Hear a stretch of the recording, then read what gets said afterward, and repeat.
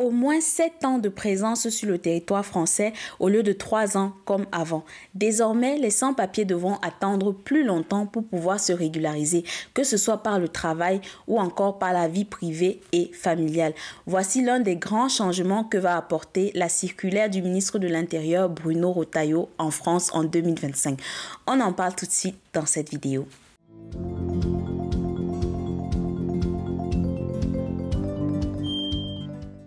Hello, j'espère que tu vas bien. Bonne et heureuse année 2025. Tous mes vœux les meilleurs.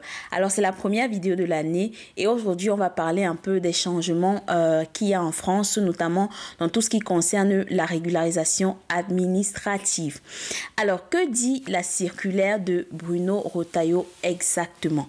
Comme on l'a dit, il faut savoir qu'en France, avant, on avait la possibilité de se régulariser après seulement 3 ans de présence sur le territoire français. Il y avait certaines conditions à remplir, par exemple le fait de travailler, de justifier qu'on travaille par des fiches de paye et de travailler dans un métier en tension.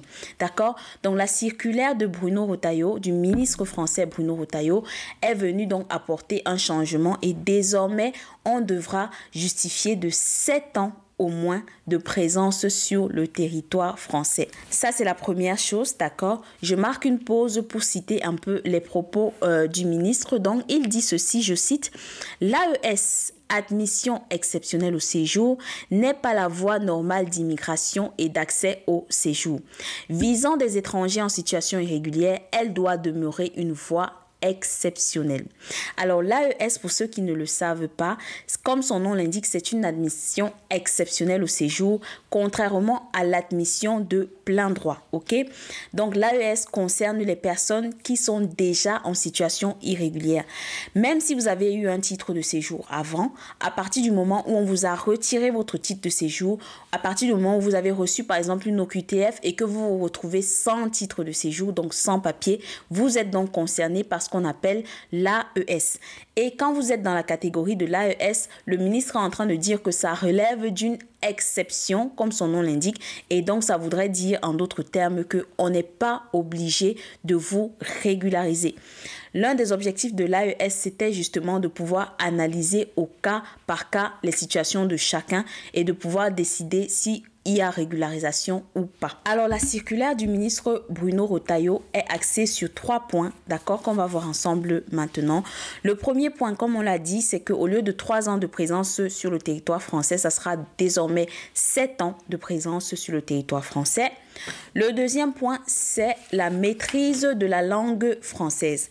Alors, il faut savoir que pour certains cas, on vous demandait simplement de suivre des cours de français, mais maintenant, il y aura un examen pour voir quel est votre niveau de maîtrise de la langue française afin de décider si on vous octroie ou pas un titre de séjour. Et bien sûr, cet examen sera sanctionné par un certificat. Je précise que ça ne concerne pas tout le monde, d'accord? Si vous avez par exemple étudié en France, que vous avez un baccalauréat, BTS ou autre, à mon avis, on ne va pas vous demander de justifier de votre niveau de français. Alors ça, c'était le deuxième pilier.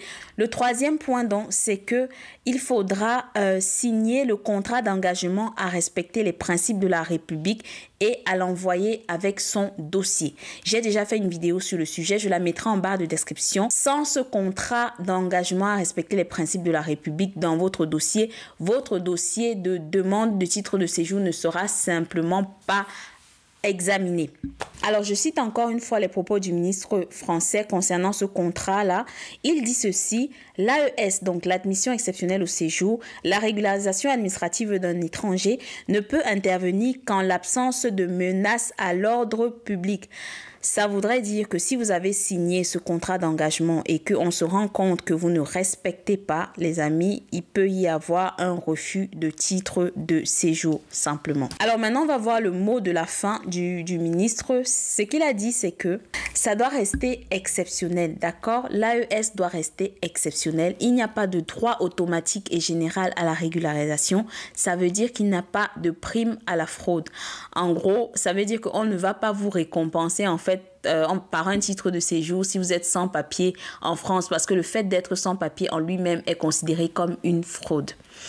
Alors maintenant, je veux revenir sur quelque chose de très important, les amis, parce que mon but par cette vidéo, c'est pas de vous faire prendre peur, mais c'est de vous informer. Ce qui est important de savoir, c'est que une circulaire, c'est un texte administratif rédigé pour informer les différents services sur les dispositifs à appliquer.